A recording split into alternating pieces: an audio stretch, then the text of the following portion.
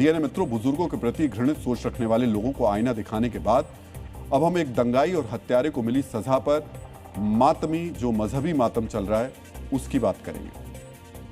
2020 के दिल्ली दंगे और आईबी कर्मचारी अंकित शर्मा हत्याकांड का मास्टरमाइंड ताहिर हुसैन अब उम्र भर जेल में रहेगा। दिल्ली की कड़कड़डुमा कोर्ट ने ताहिर हुसैन समेत 5 लोगों को उम्र कैद की सजा सुनाई है। सजा का ऐलान होने के बाद कई मौलाना कह रहे हैं ताहिर अच्छा आदमी है। ताहिर के समर्थक कह रहे हैं ताहिर के साथ गलत हुआ है, यानी जिस दंगाई को अदालत से उम्र कैद की सजा मिली उसे अच्छा और पीड़ित बताने का अब नैरेटिव गढ़ा जा रहा है। दिल्ली की कड़कड़डुमा कोर्ट ने हत्या आरोपी ताहिर हुसैन की सजा का ऐलान कर दिया। कोर्ट ने ताहिर हुसैन को उम्र कैद की सजा सुनाई। उम्र कैद के साथ साथ ताहिर हुसैन पर 5 लाख रुपए का जुर्माना भी लगाया गया। अदालत में ताहिर हुसैन पर हत्या, दंगा करने और किडनैपिंग के आरोप सिद्ध हुए। इस मामले में 4 और दोषियों को उम्र कैद की सजा दी गई। इनके नाम है नाजिम कासिम, जावेद और अनस। अभियोजन पक्ष ने ताहिर हुसैन के लिए मौत की सजा की मांग की थी, लेकिन कोर्ट ने इस मामले को रेयरेस्ट ऑफ रेयर केस की श्रेणी में नहीं माना। इसी वजह से ताहिर हुसैन को मौत की सजा की जगह उम्र कैद की सजा दी गई। आईबी कर्मचारी अंकित शर्मा की हत्या 25 फरवरी 2020 को की गई थी। दंगों के दौरान अंकित अपने घर से निकले थे और उनका शव दिल्ली के चांद बाग की पुलिया के नजदीक एक नाले में मिला था। सालों तक लंबी जांच, अदालत में सुनवाइयों के बाद अब जाकर अंकित शर्मा मर्डर केस में सजा का ऐलान हुआ है।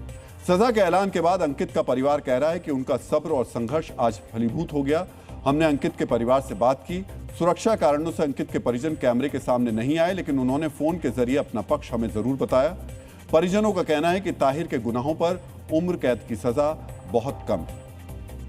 सभी को पता है भाई के साथ जैसे इंसिडेंट हुआ था, जिस तरीके से उसको मारा गया था ब्रूटली तरीके से, उसकी हर बॉडी पे, उसकी पूरी बॉडी पे चाकू, डंडे, लाठियों से और उस पिलाक बॉडी पे डाला गया था। तो सब परिवार यही चाहता था कि, और सभी ने, सबको पता है, पोस्टमार्टम रिपोर्ट भी सभी ने पढ़ी है, तो केस को सिर्फ रेयरेस्ट ऑफ रेयरेस्ट केस में देखना चाहिए था और इन दोषियों को जो भी है एक सबक मिलना चाहिए था कि आगे से किसी के साथ भी ऐसा इंसिडेंट ना करे। मित्रों, अंकित शर्मा मर्डर केस में सजा का ऐलान करते हुए अदालत ने क्रूर, बर्बर और दिल दहला देने वाले अपराध जैसे शब्दों का प्रयोग किया है। कोर्ट ने कहा है पीड़ित अंकित शर्मा को केवल उनके धर्म की वजह से खून की प्यासी भीड़ ने घेर लिया और उन पर हमला किया। हमला इतना तेज, लगातार और बहुत नजदीक से किया गया कि मरने के बाद भी उनका शरीर तुरंत जमीन पर नहीं गिरा। लेकिन क्रूरता यहीं खत्म नहीं हुई। पीड़ित के कपड़े उतार दिए गए, उनके साथ जानवर जैसा व्यवहार किया गया और उनके शव को घसीटकर चांद बाग पुलिया तक ले जाया गया, मानो हमलावरों की नफरत अभी शांत नहीं हुई है। कोर्ट ने इतनी सख्त टिप्पणी क्यों की, ये समझने के लिए आपको अंकित शर्मा की पोस्टमार्टम रिपोर्ट एक बार फिर से देखनी चाहिए। अंकित शर्मा की पोस्टमार्टम रिपोर्ट में लिखा गया था कि मौत से पहले अंकित पर 51 वार किए गए। जरा सोचिए, 51 वार। यह बताने के लिए काफी है कि अंकित की किस कदर बेरहमी से हत्या की गई। रिपोर्ट के मुताबिक अंकित के शरीर पर धारदार हथियारों से 12 बार वार किया गया था। इन हमलों की वजह से अंकित की कमर, जांग और पांव में जख्म हो गए। धारदार हथियारों के साथ ही अंकित को लोहे की रॉड जैसे हथियारों से मारा गया। इतनी बेरहमी से किए गए हमले की वजह से अंकित के दिमाग और फेफड़ों में खून जम गया था और इसी वजह से अंकित की मौत हुई।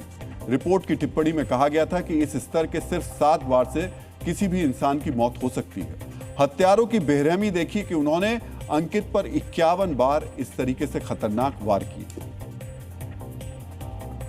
अंकित शर्मा मर्डर केस में सजा सुनाते हुए अदालत ने यह भी कहा, यह नहीं माना जा सकता कि दोषियों के अंदर सुधार की संभावना नहीं है, इसी वजह से उन्हें सजाए मौत नहीं दी जा रही है। इसी टिप्पणी के बाद ताहिर हुसैन ने वकीलों ने ऊपरी अदालत यानी हाईकोर्ट में जाने का फैसला किया है।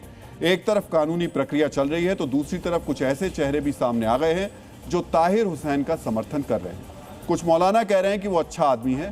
ताहिर के समर्थक एक दंगाई और हत्यारे को पीड़ित बता रहे हैं।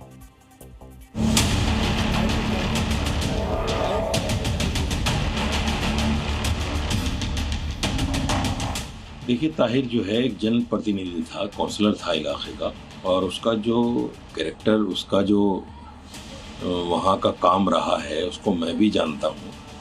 अच्छा आदमी था। देखिए, दिल्ली दंगों में जो असल हिंदू युवा वाहिनी और बाहर से लोग आए थे यूपी से, क्योंकि वहाँ के हिंदू भी ये कहते हैं कि यहाँ के लोग नहीं थे जितने लोगों को हमने देखा। और कई वीडियोज़ इस तरह की भी आई कि भाई मुसलमान का घर लूटोगे, जलाओगे तो 5,000 मिलेंगे, मस्जिद जलाओगे तो 10,000 मिलेंगे। इस तरह की वीडियोस भी, हालांकि मैं उनकी तस्दीक नहीं करता, लेकिन इस तरह की वीडियोस भी आई कि भाई इस तरह का लोगों को तैयार करके वहाँ लाया गया। और जो कुछ हुआ सबने देखा। इसमें कहीं भी किसी हिंदू का कोई मैन उसमें नाम नहीं आ रहा है, सारे मुसलमान। इसी तरह से एक विशेष समुदाय को टारगेट करके ये सब काम हो रहे हैं जब से 2014 से लेकर के आज तक, जब से भाजपा की सरकार हिंदुस्तान के अंदर आई, उसे इंसाफ नहीं मिला। किसको? ताहिर हुसैन को नहीं मिला। तो अंकित शर्मा को, अंकित शर्मा को देखो, दुख है जी, सभी भाई थे मरने वाले, उसमें कोई वो नहीं है। गलत हुई। किसको गलत हुआ? ताहिर को जो सजा दी गई गलत दी गई। लेकिन ताहिर हुसैन को माना गया कि वो अंकित शर्मा नहीं, वो झूठा दोष है उसमें। तो जो फैसला किया जब तो आगे जाएंगे लोग, आगे आप हाईकोर्ट में अपील करेंगे हाईकोर्ट। इस देश में सबको अभिव्यक्ति की स्वतंत्रता का अधिकार है। इस नाते जिसको जो लगता है वो कह सकता है, बोल सकता है। इस कथित समर्थन के साथ ही ताहिर हुसैन को मिली सजा पर सियासत भी तेज हो गई है। बीजेपी ने एक बार फिर ताहिर हुसैन का नाम आम आदमी पार्टी से जोड़ा, तो जवाब में आम आदमी पार्टी ने इन बातों को बेबुनियाद करार दिया। कोर्ट ने उस आरोप में उनको उम्र कैद की सजा सुनाई है। न केवल एक मर्डर, वहां दंगा फैलाने, वहां पर वैमनस्य फैलाने का काम आम आदमी पार्टी के नेताओं ने किया। ताहिर हुसैन उसमें से एक प्रमुख अभियुक्त थे जिनको कोर्ट ने ये सजा सुनाई है। और मैं ऐसा मानता हूं कि आम आदमी पार्टी का चेहरा ही यही है। ताहिर हुसैन आदमी तो भारतीय जनता पार्टी का ही था। आज तक अगर दिल्ली में दंगे हुए और किसी को राजनीतिक फायदा हुआ है दंगों का, तो सिर्फ और सिर्फ भारतीय जनता पार्टी को दंगों का फायदा हुआ है। ताहिर हुसैन को सजा दिलाने के लिए एक अभियान बीजेपी नेता कपिल मिश्रा ने भी चलाया था। कपिल मिश्रा अब भी उम्मीद जता रहे हैं कि ताहिर हुसैन को हाईकोर्ट से फांसी की सजा जरूर मिलेगी। ये अभी न्याय की केवल शुरुआत है, क्योंकि जिस प्रकार से अंकित शर्मा जी की हत्या हुई थी, मरने के बाद भी उनके शव को लगातार चाकुओं से गोदा गया था और बाद में नाले में फेंक दिया गया था, ये निश्चित तौर पर rarest of the rare category का क्राइम है। और मैं ये आशा करता हूं कि उच्च न्यायालय में जब ये मामला जाएगा तो इस सजा को उम्र कैद से बदलकर फांसी की सजा में जरूर बदला जाएगा। तो ताहिर के लिए फांसी की सजा की मांग की जा रही है। ताहिर के पास हाईकोर्ट जाने का अधिकार है।